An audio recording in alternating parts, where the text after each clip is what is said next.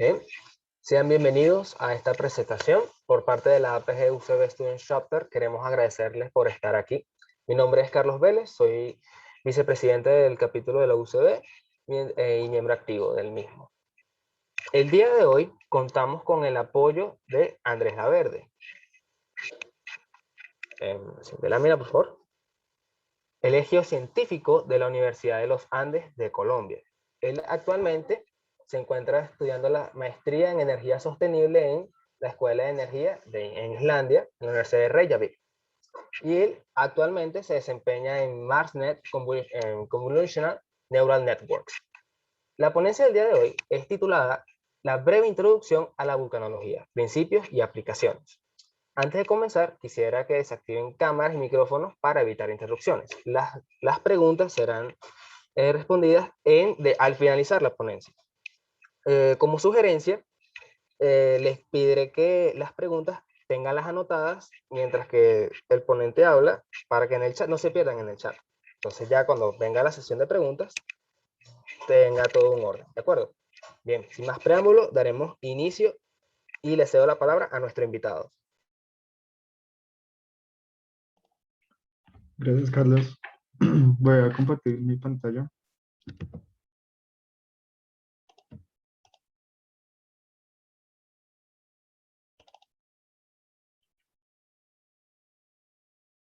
¿Sí están viendo mi pantalla? Sí, la podemos ver. Vale, perfecto. Bueno, muchas gracias, la verdad, por la invitación de la APG, del capítulo de la Universidad Central de Venezuela, por esa invitación para hacer esta charla sobre vulcanología. Como introdujo Carlos, mi nombre es Andrés Laverde, soy geocientífico de la Universidad de los Andes. También pertenezco al semillero de vulcanología de la misma universidad. Y actualmente me encuentro estudiando la maestría en energía sustentable en la Universidad de Reykjavik en Islandia. Así que hoy voy a hacer esta charla sobre una breve introducción a la vulcanología. Hablaré sobre algunos principios, algunos estudios y aplicaciones que se dan en esta rama de la geología y que es una de las cosas que más me apasiona. Así que esta charla estará dividida en 4 partes principales. Primero hablaré un poco sobre el origen del magma, también sobre los ambientes de formación de los volcanes y cómo esto está ligado a la tectónica de placas.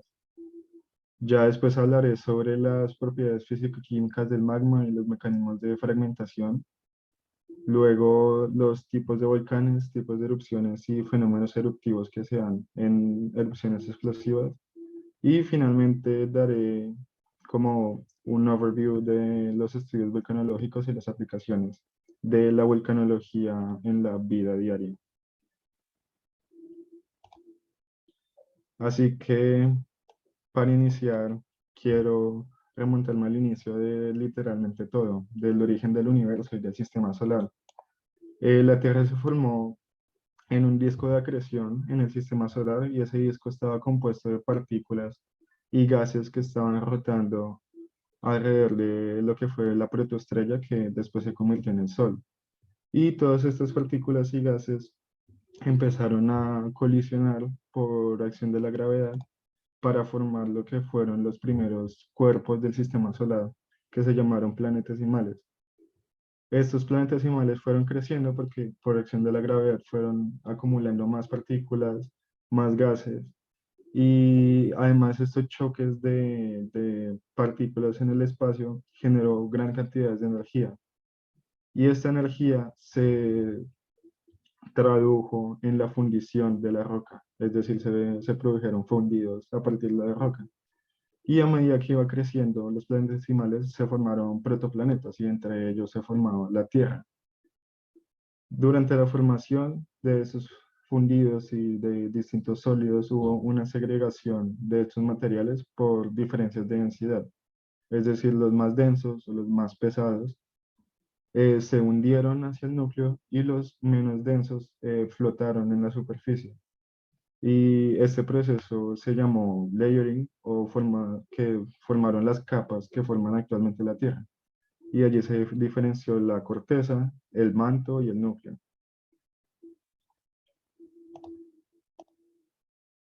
Y desde la formación de la Tierra se ha estado perdiendo calor desde hace miles de millones de años. Pero aún así, aún existen diferentes formas de producción de energía en forma de calor en la Tierra. Y hay diferentes mecanismos de producción de calor. El primero de ellos es el calor remanente de los procesos de formación de la Tierra, que es el que quedó de todos estos choques de partículas de cuerpos en el espacio durante los procesos de formación. El segundo de los mecanismos es el decaimiento de isótopos inestables, porque estos elementos radioactivos al decaer emiten radiación y esa radiación se transmite en forma de calor. Esto puede ocurrir a escala de toda la Tierra. Y el último mecanismo de producción de calor es el calor latente producido por cristalización. Entonces hay diferentes reacciones químicas cuando las rocas cristalizan diferentes minerales que generan calor. Eso se llaman reacciones exotérmicas. Y eso puede también ocurrir a escala de la Tierra del núcleo o a escala de reacciones locales. Además, aquí en la Tierra se evidencian los tres mecanismos de transferencia de calor, que son la radiación, como ocurre con el Sol, la conducción, que es principalmente el mecanismo de transferencia de calor que está en la corteza terrestre, y la convección, que ocurre en el manto o en el núcleo externo. Así que para fundir una roca o para fundir el manto y formar magma, nosotros tenemos que tener en cuenta dos conceptos muy importantes, y estos son el sólidos y el líquidos. El sólidos es el punto a partir del cual yo empiezo a tener un fundido si aumento la temperatura.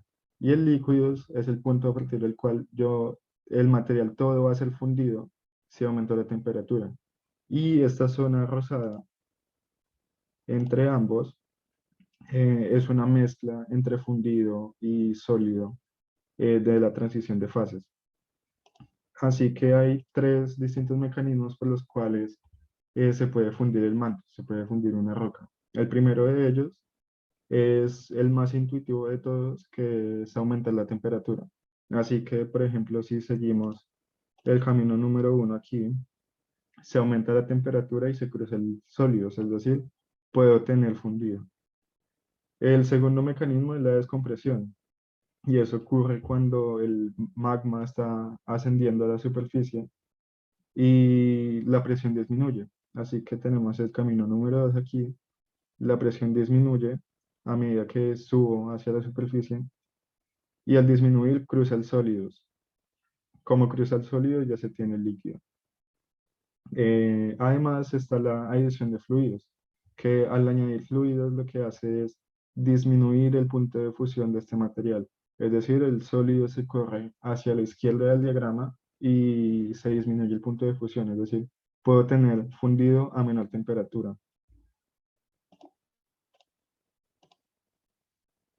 Y esto pues se evidencia en distintos escenarios tectónicos en la Tierra.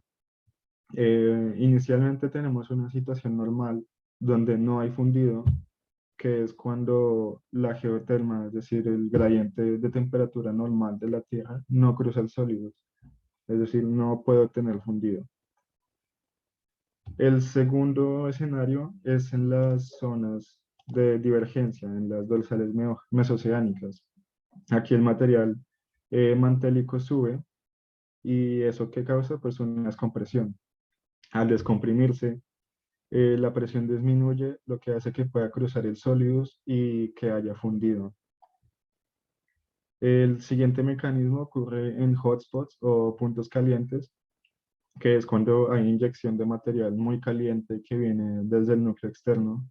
Y ese material muy caliente pues aumenta la temperatura y funde el material mantélico que está alrededor de esta pluma mantélica. Y eso lo que hace es tener fundido al cruzar el sólido. El cuarto mecanismo ocurre cuando hay zonas de subducción. Y aquí lo que se hace es inyectar fluidos, perdón.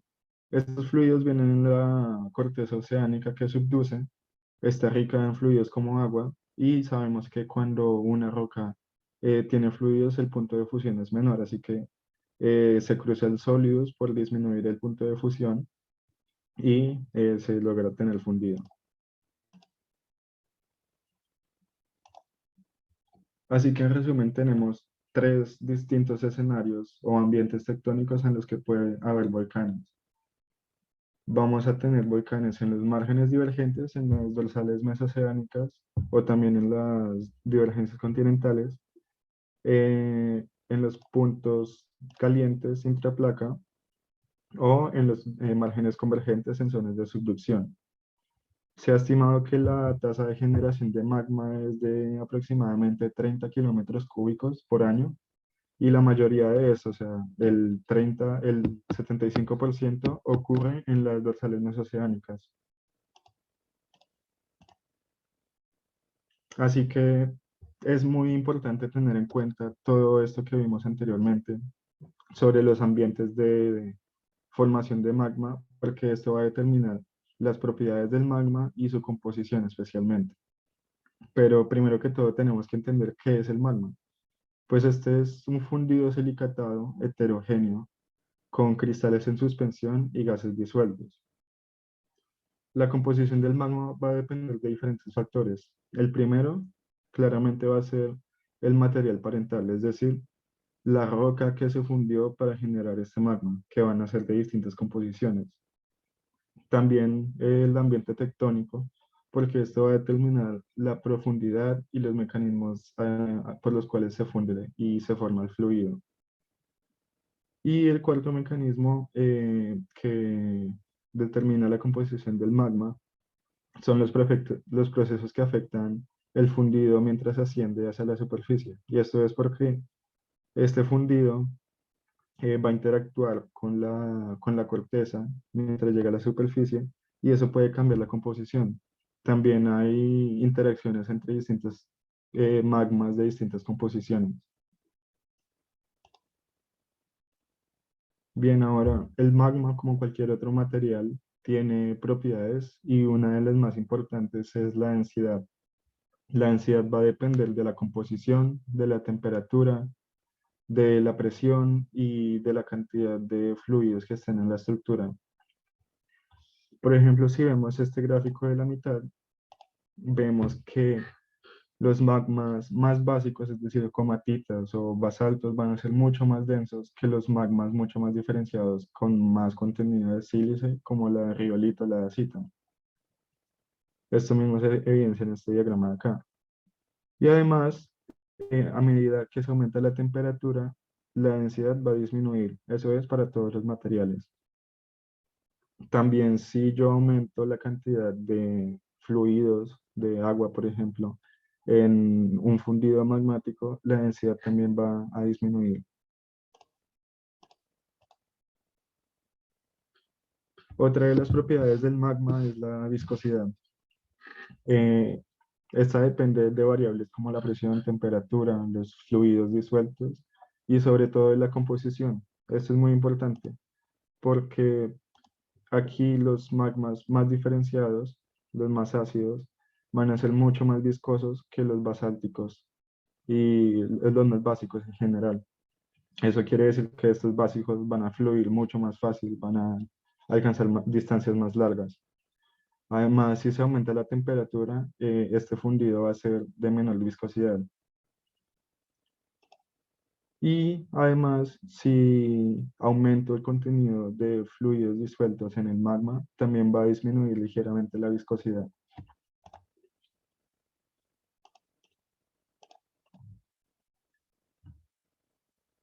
Otro factor importante en la composición del magma son los volátiles, que son importantes para determinar la explosividad de una erupción. La evidencia de que el magma tiene volátiles se observa a escala microscópica, tanto macroscópica, en estas pequeñas burbujas que se llaman vesículas. Y esto evidencia que alguna vez dentro del magma hubo gases, y de estos gases los más importantes son CO2, agua, dióxido de azufre, ácido sulfídrico y entre otros que están en menor composición, pero los más importantes son los cuatro primeros.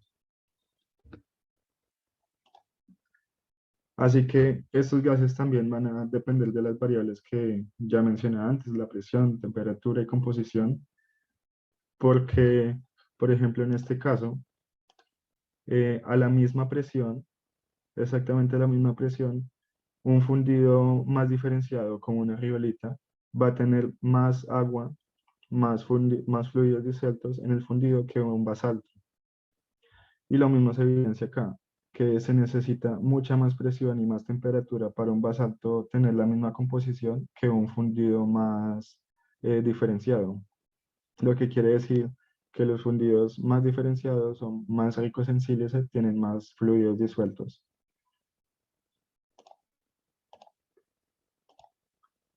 Pero estos fluidos están disueltos y a medida que el magma va ascendiendo a la superficie, estos se van descomprimiendo y se van exsolviendo del magma. Esto causa la nucleación y el crecimiento de burbujas. Así que cuando el magma asciende y se acerca a la superficie, se descomprime. Esto causa la exsolución de los volátiles y las moléculas empiezan a aglomerar en pequeños grupos que se llaman núcleos. Ese proceso se llama nucleación. Y a partir de esos pequeños núcleos de moléculas, más moléculas de gas se pueden unir y pueden empezar a formar burbujas que van creciendo cada vez más y más. Y para este proceso hay una superficie muy importante que es la superficie de saturación, en la cual la presión es lo suficientemente baja para que esto ocurra, por lo que baja la solubilidad y aumenta la saturación para que se formen esos núcleos y crezcan burbujas.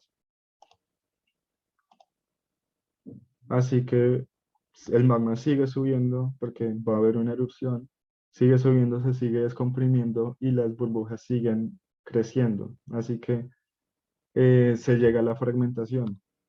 ¿Y esto qué es? Pues es el proceso que transforma a un magma desde un fundido con burbujas de gas dispersas hasta un gas con gotas de fundido y algunas partículas sólidas aisladas. Es decir, esto es una especie de espuma porque hay mucho, mucho más gas expandido que magma en esa mezcla. Y esto ocurre desde la superficie de saturación, que es donde empiezo a crear burbujas, hasta la superficie de fragmentación, que es donde se crea la espuma y todas estas fracciones de magma se fragmentan. Así que hay tres distintos tipos de fragmentación. La primera es cuando el magma es el material que se fragmenta, y esa se llama magmática. La segunda es cuando el magma, que es un material muy caliente, interactúa con el agua fría, y esta es la fragmentación freatomagmática. Y la última, la tercera, es cuando únicamente se fragmenta el sistema hidrotermal, no se fragmenta el magma, y esta se llama freática. Así que para la primera, vimos que las burbujas ascienden junto con el magma y esto depende de la velocidad de ascenso, también depende de la fricción con el conducto, porque esa fricción deforma las burbujas, deforma el magma y esto genera muchas inestabilidades en las uniones entre el magma y el fundido, entre el fundido. Estas inestabilidades lo que provoca es que el magma se fragmente porque las burbujas crecen mucho más rápido. Para la fragmentación freatomagmática, hay una interacción entre el magma, que es un material muy caliente, y el agua subterránea, que es algo que está muy frío en comparación con la temperatura del magma. Así que se forma esta película de gas, y esa película de gas de agua aumenta su superficie, va aumentando rápidamente y forma una mezcla entre gas y magma fragmentado. Ese volumen sigue aumentando la mezcla de gas y magma fragmentado hasta que se alcanza la evaporación súbita de toda el agua del reservorio. Y eso que desencadena, pues una explosión. Eso es muy violento y puede ocurrir en cuestión de milisegundos.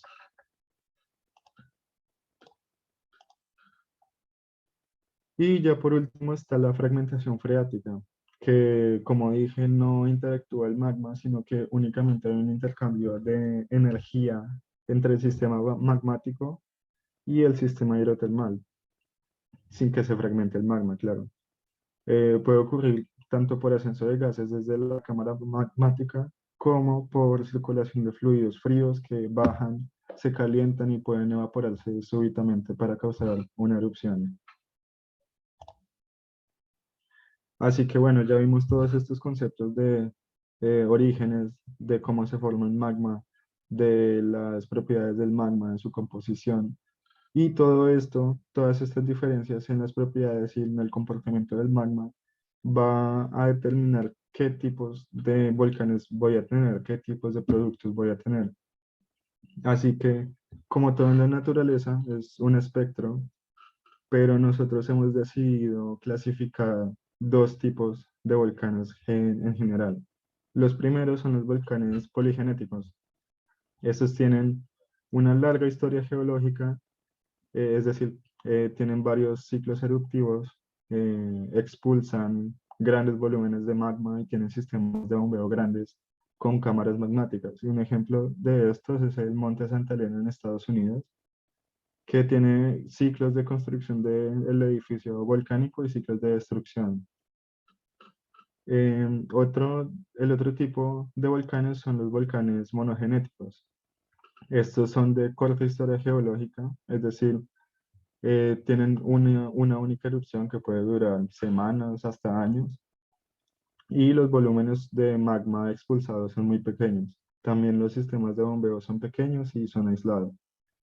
Este es el volcán Paricutín en México, que su historia es muy peculiar porque apareció en el cultivo de maíz de un granjero de México que de la noche a la mañana vio que estaba creciendo literalmente un volcán en el cultivo.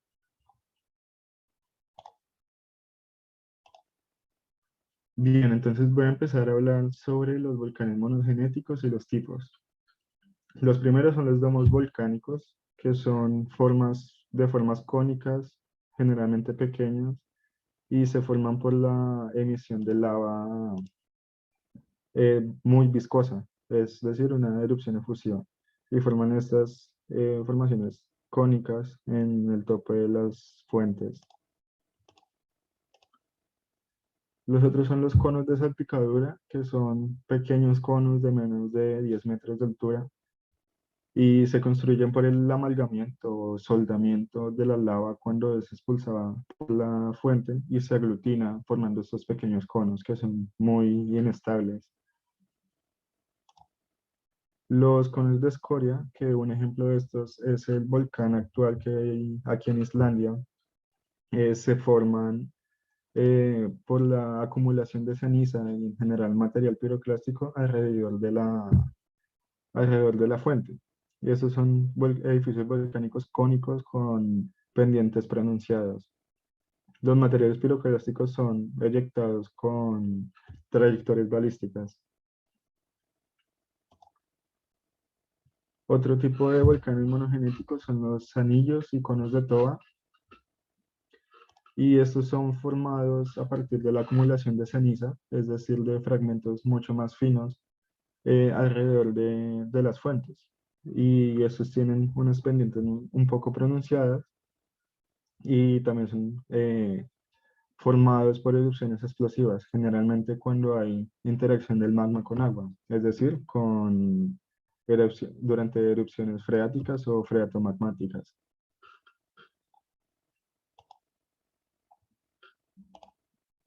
Los mares son un tipo muy peculiar de volcanes porque tienen pendientes cercanas a la horizontal, y esto es porque el cráter está por debajo del nivel de la superficie que lo rodea. Esos se forman porque la interacción del magma con el agua, generalmente en un reservorio, literalmente taladra durante cada erupción. Entonces, cada erupción hace un hueco cada vez más grande y los fragmentos se depositan dentro del cráter.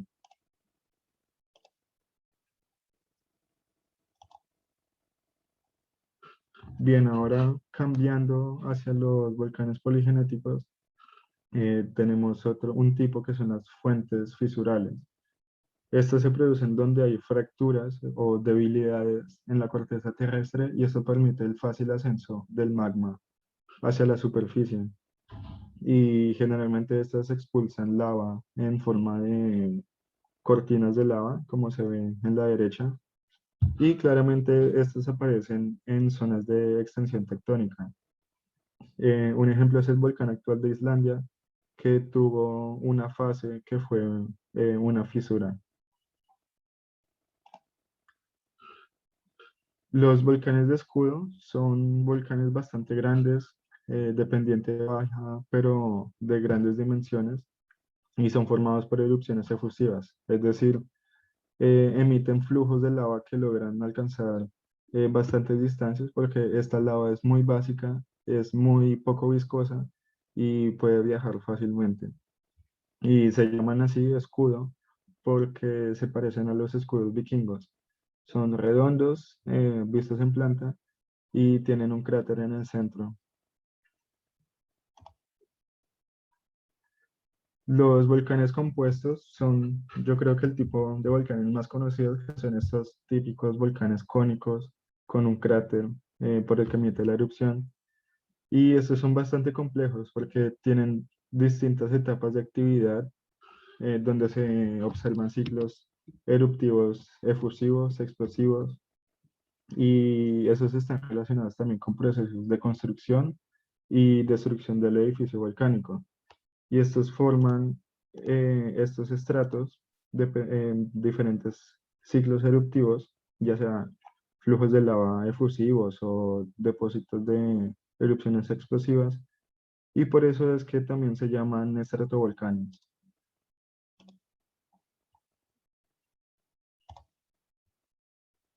Ahora, las calderas también son un tipo de volcán compuesto, pero que tienen una depresión semicircular de entre 3 y hasta 75 kilómetros de diámetro.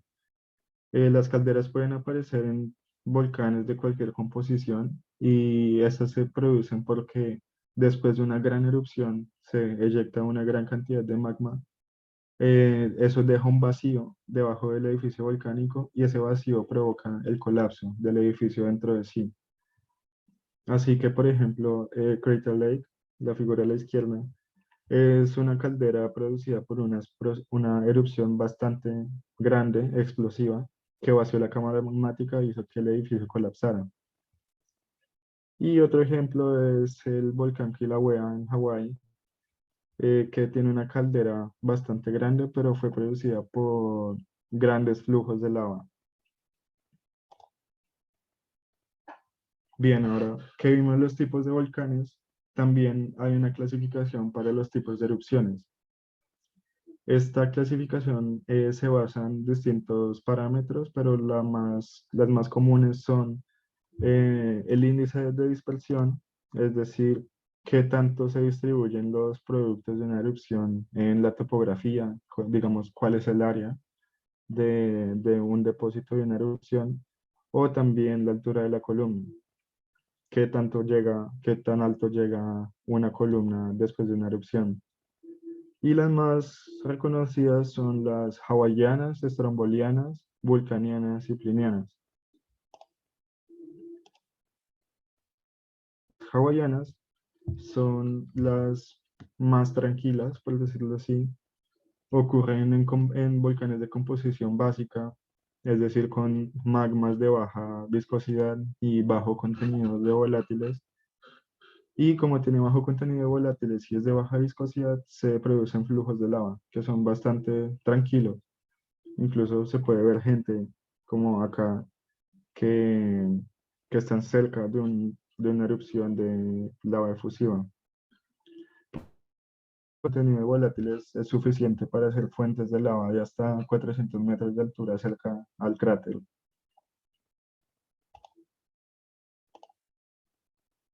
El segundo tipo son las estrombolianas.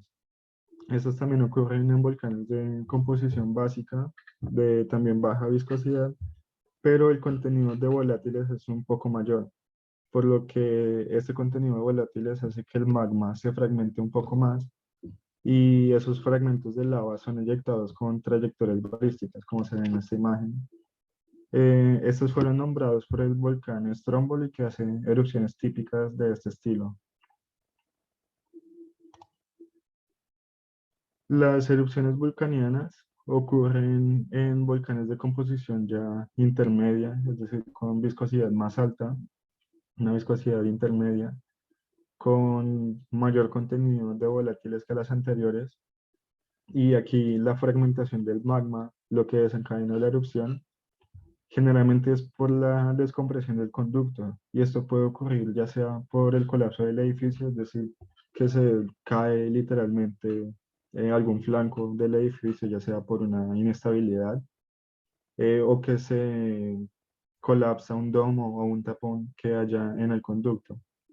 Esto desencadena la fragmentación y puede generar columnas de hasta 10 kilómetros de altura, que este año vimos un ejemplo en Soufrière, en el Caribe. La última, que es de las más catastróficas y las más grandes, son las plinianas, que fueron descritas por Plinio durante la erupción del Vesubio en Italia, que causó la tragedia de Pompeya.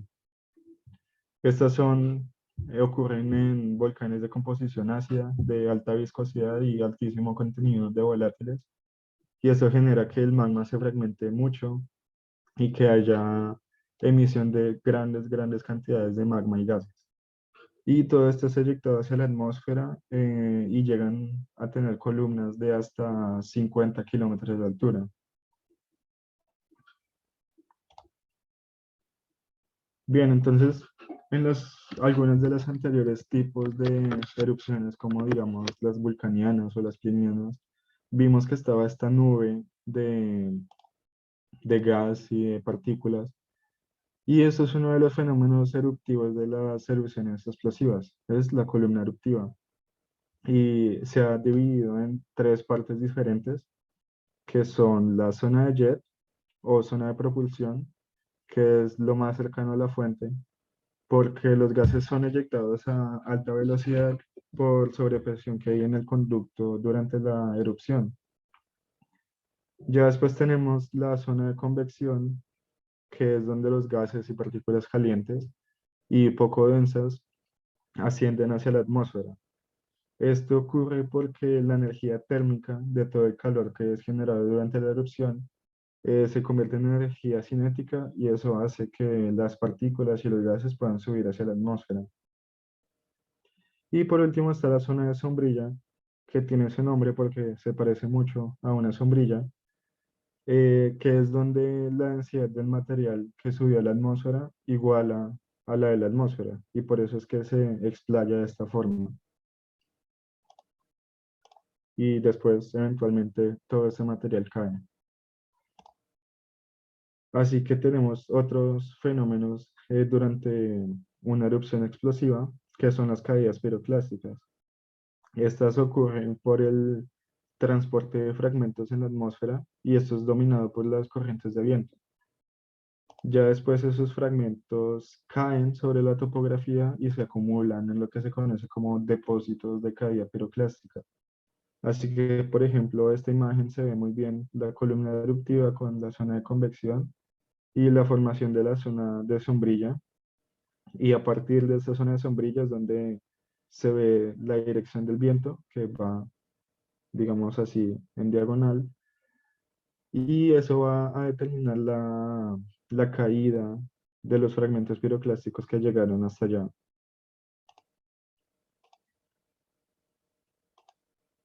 Otro de los fenómenos eruptivos de las explosivas son las corrientes de densidad piroclástica o CDPs.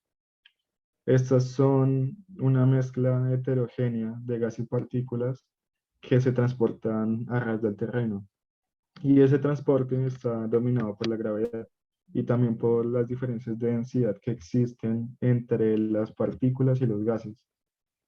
Estas corrientes se desplazan normalmente a alta temperatura por los gases que son expulsados en la erupción y se desplazan a altísimas velocidades, pueden llegar incluso hasta 300 kilómetros por hora cuando se mueven por los flancos del volcán.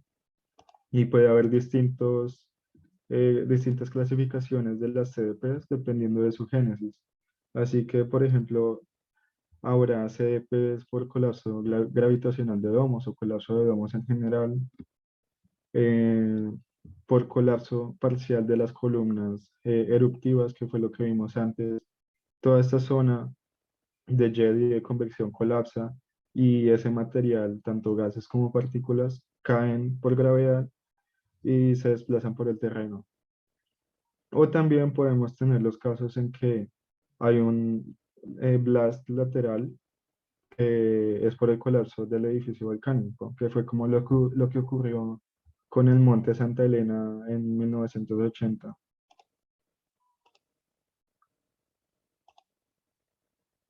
Bien, así que para resumir, vimos que hay caídas piroclásticas y CDPs que se generan a partir de una columna eruptiva. Y esto se ve reflejado en el campo como depósitos piroclásticos. Y estos depósitos piroclásticos se forman por la acumulación de los fragmentos de, pues ya sea de caída o de CDPs. Y pues estos no son los únicos que hay más fenómenos que se pueden estudiar en el campo. Así que, bueno, ya vimos cuál es el origen del magma, vimos los tipos de fragmentación, las propiedades del magma, la composición y cómo todo esto está ligado a la tectónica de placas. Pero, ¿cómo se ven todos estos conceptos en campo? Pues la vulcanología necesita distintos estudios para entender cómo funcionan los volcanes, cómo funciona el mecanismo de generación del magma y toda la composición. Y dentro de estos está la geomorfología, que es el estudio, como dice su nombre, de la forma de la Tierra. Y aquí lo que se hace es estudiar geología estructural, la forma de los volcanes, la distribución de sus productos como sus depósitos, a partir de la topografía y a partir de la pendiente, para entender cómo está la distribución del volcán y de qué estructuras depende su existencia.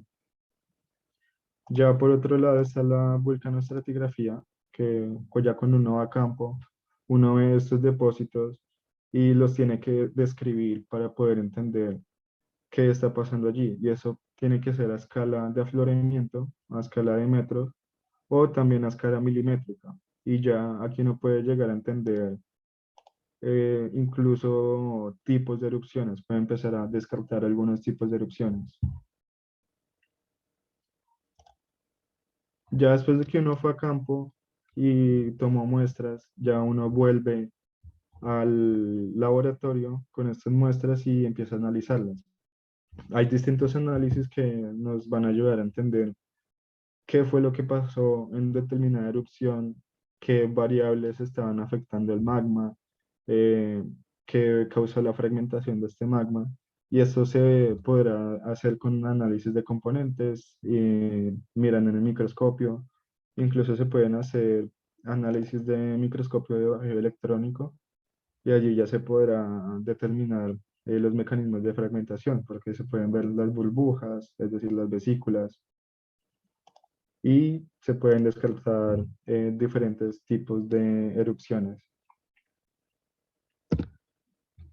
Ya después, compilando un montón de información de muchos estudios de campo, muchos estudios de laboratorio, esto se va a hacer para diferentes sitios del volcán. Y allí ya se puede hacer una correlación entre todos los depósitos que hemos visto. Y esa correlación la podríamos ver en columnas estratigráficas, mostrando diferentes fases eruptivas de diferentes depósitos del volcán. Y ya con mucho trabajo se podría llegar a la cartografía geológica del volcán. Y lo que se hace aquí es mapear la distribución geográfica de distintas unidades, es decir, de distintos depósitos. Y eso va a depender de la topografía, de los tipos de erupciones, de la composición del volcán. Y todo esto nos va a ayudar a entender la historia de este volcán. Pero eso es muy importante porque sabemos que la historia geológica en el pasado va a ser lo mismo que en el futuro. Entonces nosotros podemos extrapolar lo que ya vemos en el registro geológico hacia el futuro y eso es demasiado importante para entender la amenaza volcánica. Así que esto es uno de los estudios más importantes de la volcanología y uno de los productos son, por ejemplo, los mapas de amenaza, donde se compila la probabilidad de que ocurran algunos de esos eventos que ya vimos, como las caídas piroclásticas o las CDPs. Y eso va a depender de distintos factores, va a depender de la topografía, de variables climáticas, y pues esto se va a hacer para todos los fenómenos que ocurren en un volcán. Eso es de gran importancia para las personas que viven cerca al volcán, en la zona de influencia del volcán, porque pues esto ayudará en un futuro para tomar decisiones respecto a ordenamiento territorial o incluso para evacuaciones en caso de una erupción volcánica. Y pues también es importante para los científicos que trabajan en entidades estatales como por ejemplo los servicios geológicos de cada país, que son los encargados de hacer estos tipos de mapas de amenaza. Pero bueno, ya vimos todos los tipos de erupciones y vimos que son bastante agresivos, pero quiero recalcar que los volcanes no son entes de destrucción y no son entes de que únicamente representan amenazas, sino que traen muchos más beneficios que destrucción. Dentro de sus beneficios, pues pueden traer para los sistemas climáticos, como por ejemplo para el ciclo del agua, para mantener la composición de la atmósfera, contribuciones para los ciclos biogeoquímicos y también para complejos sistemas biológicos que viven de y viven en los volcanes, alrededor de los volcanes. Además, pues los beneficios que tienen los volcanes para la humanidad son bastante grandes, ya sea para la agricultura, para la riqueza cultural, porque hay una gran riqueza en las comunidades que viven cerca de los volcanes, en toda su cosmología que tiene que ver sobre los volcanes. Y además para el desarrollo económico de la humanidad. Y uno de los mejores ejemplos de esto es la energía geotérmica. La volcanología es crucial para el estudio de proyectos de energía geotérmica, ya sea para producción de electricidad o para proveer calefacción a la industria, la recreación, el turismo.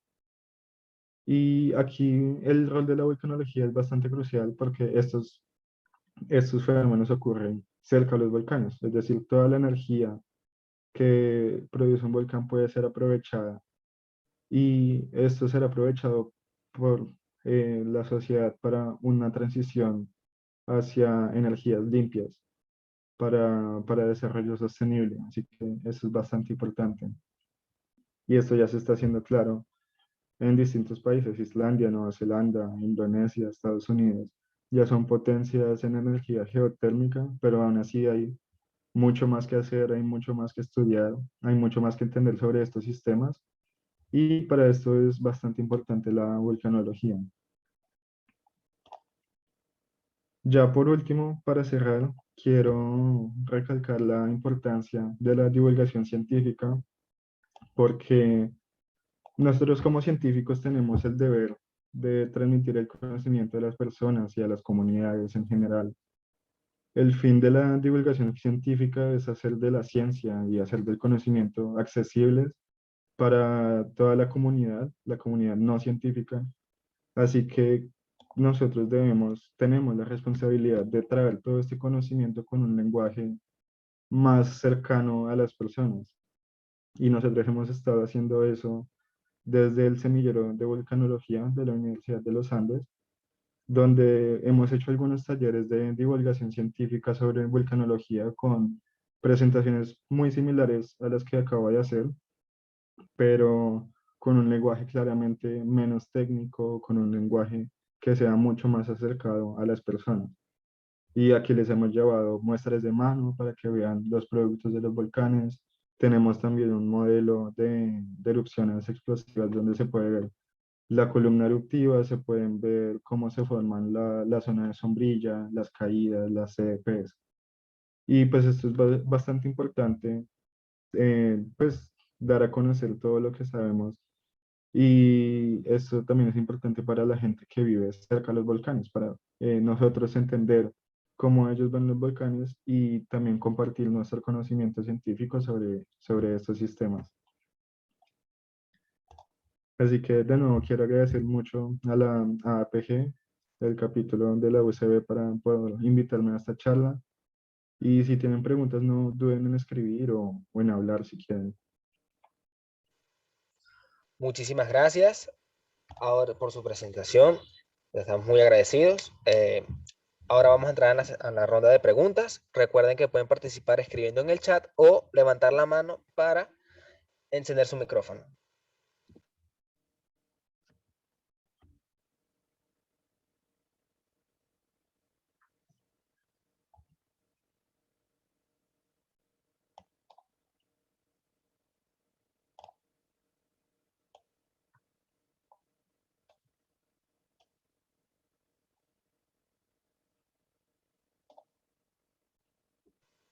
Aquí en el chat comentan, muchas gracias por todo, buena presentación de Sandra Álvarez. Vale, muchas gracias a ustedes por escuchar.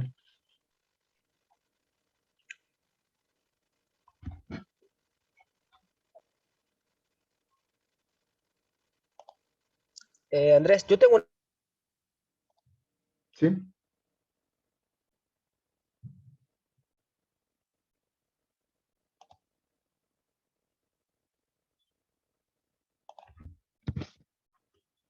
Bueno, no los escucho.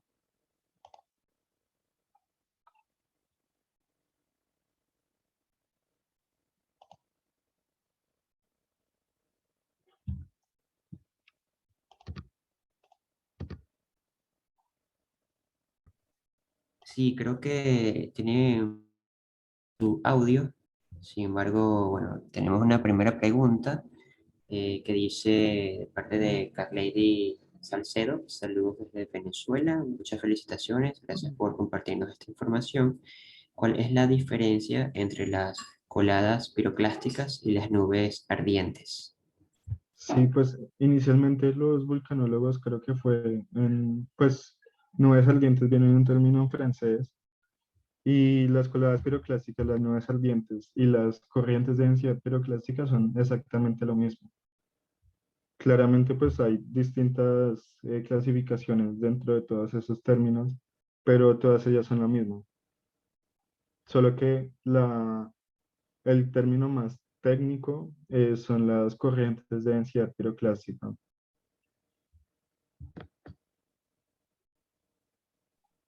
Perfecto. Muchas gracias, Andrés. No sé si otro participante tenga otra duda, comentario, pregunta. Podemos esperar un minuto más. O si desean abrir su micrófono, pueden hacerlo solicitando la palabra. Em, ok, podemos continuar primero con Natalia y luego volvemos con Carlos, que él estaba comentando algo y levantó su mano. Natalia Mancilla comenta, muchas gracias, muy clara la presentación, tengo una consulta respecto a los primeros gráficos que mostró en su presentación. Vi que figuraba según temperatura la composición de magma comatítico. Tengo entendido que son de origen precámbrico. Sí, claro, los comatitas son como los fundidos menos diferenciados que existen. La verdad son muy raros. Los más básicos que uno podría encontrar más fácilmente son los basaltos. Pero aún así, pues como para propósitos de la diferenciación entre fundidos básicos y ácidos, se coloca la comatita como uno de los más básicos. Y sí, estos sí tienen eh, una edad bastante grande. Muchas gracias, Andrés. Bueno, ya volvió Carlos, le voy a dejar el espacio a él para que siga con la dinámica. Tenemos más comentarios. muchas gracias, Gabriel. Andrés, yo tengo una pregunta. ¿Cómo Sí. es la interacción de los volcanes cuando están sumergidos en el agua? Sí, eso es interesante porque, digamos, cuando hay flujos de lava, esta no la puse aquí en la presentación, pero puede haber flujos de lava que se llaman pirolavas. Entonces, como la lava está en contacto con el agua, que es muy fría en el fondo del océano, se va a solidificar muy rápidamente y eso va a formar como unas formas de almohadas, se llaman lavas almohadilladas, porque se solidifica muy rápido y queda como la bolita literalmente, y se van acumulando una sobre otra. Y sí, generalmente son erupciones efusivas.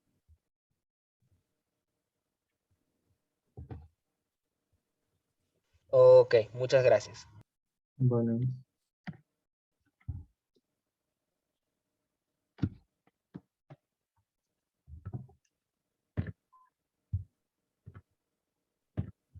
Muy bien, aquí Michelle Quebrada dice muchas gracias por compartir esa información con nosotros, muy interesante. No sé si otro participante desee pedir la palabra, con toda libertad puede hacerlo.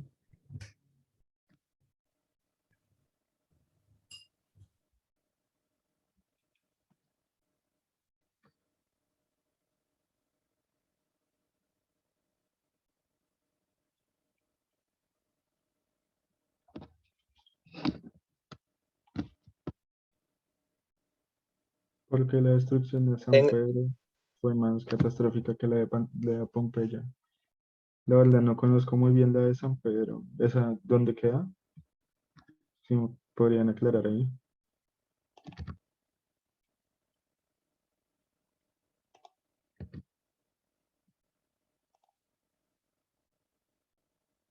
Pues la erupción de Pompeya no ha sido la más grande de la historia, por decirlo así, sino ha sido la mejor documentada, una de las plinianas más documentadas, pero aún así no fue la más catastrófica.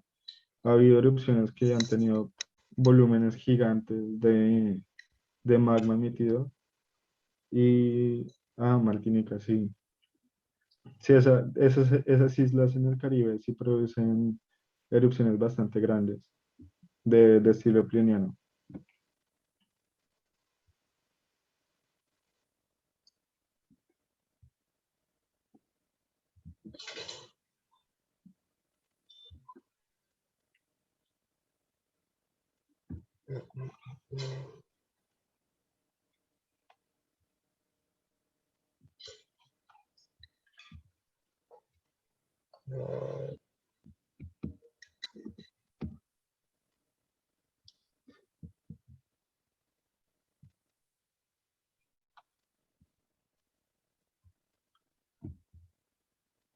Por aquí preguntan que si, muchas gracias, ¿nos puede compartir la presentación? Así yo la compartí contigo, Carlos. Ok, entonces yo se las haré llegar, ¿de acuerdo? Por aquí ya la indiqué la pregunta. Excelente presentación. ¿Cuál considera usted la erupción más catastrófica de la historia? Hay un Muy difícil. depósito de algunos millones de años, si no estoy mal, como de 15 o 30 millones de años. La verdad no recuerdo el nombre. Ese sí les debo el nombre. Pero ese depósito es bastante grande y se estima que ha sido una de las más grandes de la historia, con depósitos de hasta 1 kilómetro de espesor de la misma erupción.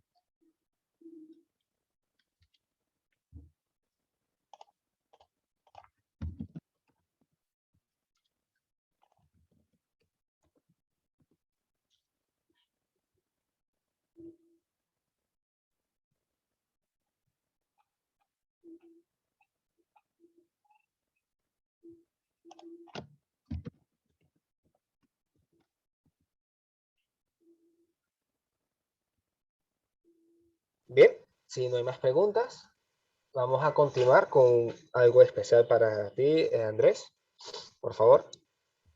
Bien, En nombre del capítulo de la APG-UCB, le queremos agradecer por dedicarnos el tiempo y disposición y por compartir tu conocimiento con nosotros. Entonces, te haremos entrega de este certificado para ti. Muchísimas gracias.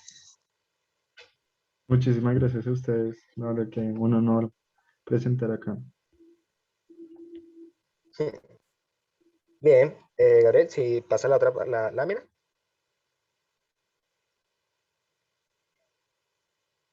Bien, antes de finalizar, quiero recordarles que ya se encuentra disponible en YouTube mi experiencia en las geociencias, dictada por la doctora Isandra Ángel, y también la otra presentación, en la otra lámina,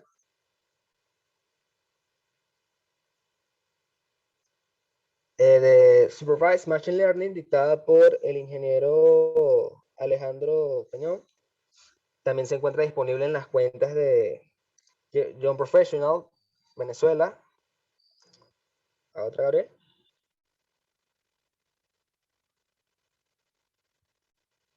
Y también se encuentran 14 videoconferencias disponibles en el mismo canal del ciclo de conferencias de Hablemos de Geodesias realizadas el año pasado.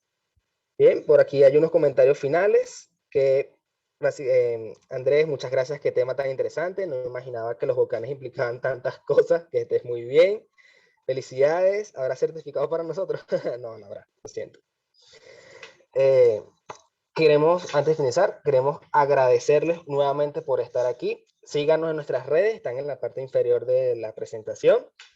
Y bueno, nos vemos pronto para una próxima actividad. Muchísimas gracias. Gracias.